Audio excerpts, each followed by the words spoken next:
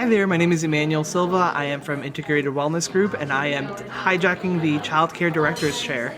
Our practice is a small group private mental health practice, and I really just want to share some of the important information about why mental health is important in early childhood. Our organization does a lot of work with littles, and we've really noticed the growing importance of mental health at an early and earlier state, both for the benefit of the children and for the teachers and overall well-being of the early child care centers.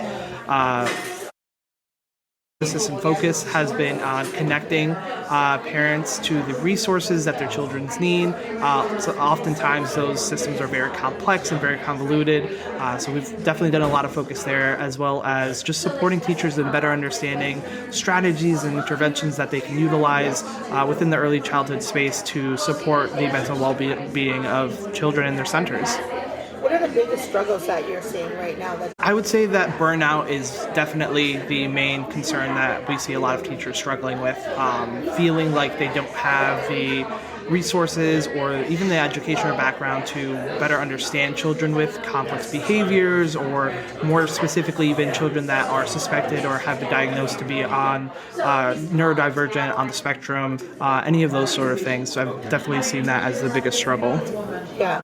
Do you find that families are getting testing done early enough to then put strategies in place, or do you find that folks are as soon as they should be? What are you seeing on your in your organization? Yeah, I think it's twofold. I think part of it is that it's a very challenging thing of parents having to process that information of what's going on with my child, what does this mean for them growing up, that causing some delays in access to services. And then the other side of it is really just how complex these systems are, and oftentimes that being a barrier for children getting the services and supports that they need earlier. Here in Connecticut, a lot of the testing takes over a year to be put on a wait list and wait for those testings to come through, as well as each independent town school system having such an amount of children that need the support that it takes a while to get those children. Yes. I think, too, as a leader, what I find is sometimes my teachers get frustrated with me because they think I'm not hearing them. And I'm like, I do hear you, but it does take time, right? Yeah. It does take time to figure out exactly what leaders do in the interim to make sure that teachers feel supported, that they're not getting burnt out. But Yeah, absolutely. I think definitely trying to see if you can partner with organizations near you that specialize in mental health and can come out and sort of be that sort of outside perspective has worked wonders in all of the learning centers that we work with. Having somebody with that knowledge base come in and sort of take that burden off of the directors, and getting the teachers those resources helps validate their concerns that they need more help, they need more support, while also providing direct services to the children, and again, sort of taking that responsibility off of the director. yeah, this could be just a particular teacher, but the strategies that they gave me, they don't work. Now what? So what would you say to that teacher who says that, like, it didn't work, what's the next trick? Yeah, so I think that's why partnering with somebody who really understands the early childhood space is sort of very important. Teachers will try things and not everything is going to work for every single child. So working with an organization that knows that and is able to go back to the teacher and commend her for trying those strategies and giving you the feedback that that's not working, and working collaboratively with them to then shift the focus and try something else that might work. Yeah. So one of the things that to my teachers, and they always laugh at me, but I'll say, okay, that didn't, what worked, right? Yes. You can't just interpret, none of that worked. Yeah. Something had to have worked. So let's figure out what, maybe Johnny only threw the chair twice today instead of 5 times. What did we do that decreased that, right? And continue to do that. So sometimes, too, it's very easy to go, well, that didn't work, be negative about it, or made a difference. Maybe it didn't solve the whole thing. And I also think, too, sometimes challenging behaviors are also really broad. Like, is it really a challenge?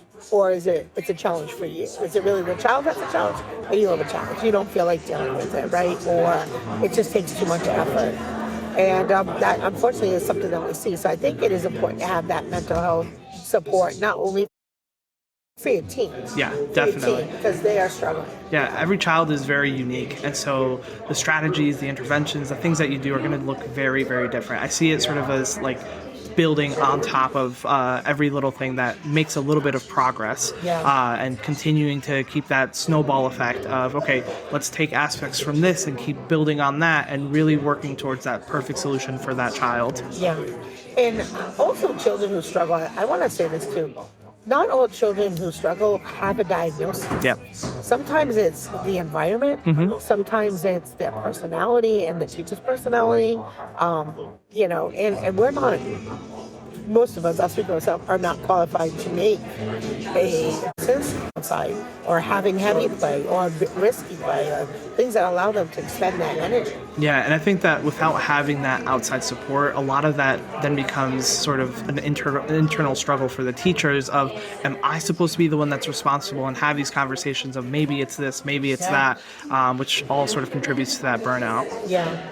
And I do think, as you pick professional development, as you said, as a professional, you've seen, an uptick in behavioral Yes. challenges, right? So that means as educators, just as when we understood that children were not reading as fluently as they should, we all went and did PD around literacy. I think the same is true for here, is that we know that this is a problem no matter where you work. Yeah. The grass is not always greener, no matter what chance. You're going to have a child or two in your classroom that is going to need some modifications of some kind. So to make sure you intentionally take professional development to support yourself too, so that you're not running yourself into the ground and not have any tools or strategies. I wouldn't show up to a house and build a house without a hammer and a nail. Definitely. Right? Yeah. So you got to know that. Yeah. And so as soon as I didn't ask you that, we didn't touch on it. I think just, again, stressing on the importance of getting mental health support and behavioral health support as early as possible. Research studies have shown that the earlier these children get these interventions, that they get the resources and the skills and tools that they need, the less likely it is that they're going to need those supports longer term. So that's always my drive home point to parents, to teachers, to directors, is how crucial and important early intervention is. Yeah. I would say it is very important to get education. Yes. Trauma informed, for sure. And most of the kids that are in preschool right now, make sure that you're well blended in classrooms. Going to a workshop or a conference like today, we're here at the Connecticut ctaeyc. It only is great if you use it, if you work the plan. Yeah, it's all about curating the specific professional development that is going to have the biggest impact based off of the things that you're seeing in your centers, and then following through with the execution of those. You gotta be open-minded. Yes. You gotta be open-minded. You cannot go into nothing's ever worked. No, it never works. It never works. Because there is something that works. There are teachers out there right now doing amazing work with children. Teachers who are putting their self-care first, and not burning themselves out and learning about. Maybe they don't have it all figured out, but they're certainly making strides towards it. Yeah, and working towards it. Have a plan. 42 hours, not 48, right? So, they have a plan, and so that will help you feel a lot better. Well, thank you so much for being a guest on the Childcare Directors Chat podcast. This is Erica. We are tuning out. As always, have a great day.